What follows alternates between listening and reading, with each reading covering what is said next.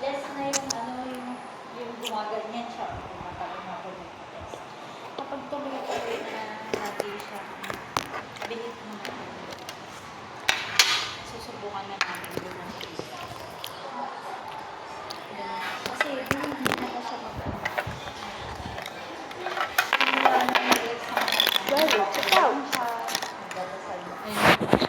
Nagbabasa naman siya. Pag sinabihan ko siya na too loud, don't talk too loud, or don't read too loud, hindi na siya nagbabasa ng super lakas.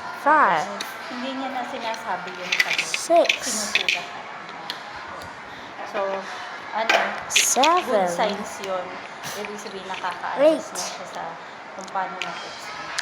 Nga, pag tuloy-tuloy na kaya niya nang mag-exam, subukan natin ng mag-exam siya sa grade 10.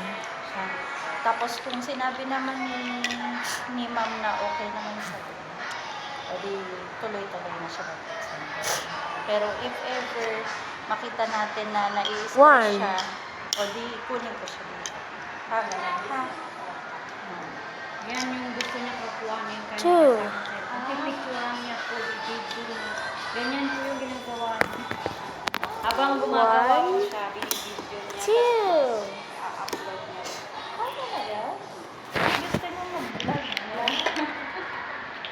Kaya gusto niya hiramin kanina. Kanina nga, gusto niya maglalaro. Ayaw niya sumagot.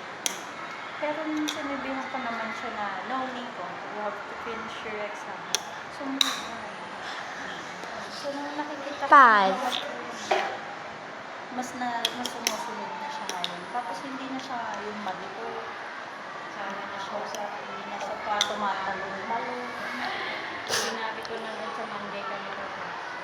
Hindi na siya po yung tumatalon-talon na marina. Kagaya dami na maririnig yung nais na siya. Ngayon hindi tahimatan siya nagbabasa. Good signs naman. Sabi niya na tuloy-tuloy. Doon na siya mag-e-exam. Kasama na natin. Nahihirapan siya. Andito lang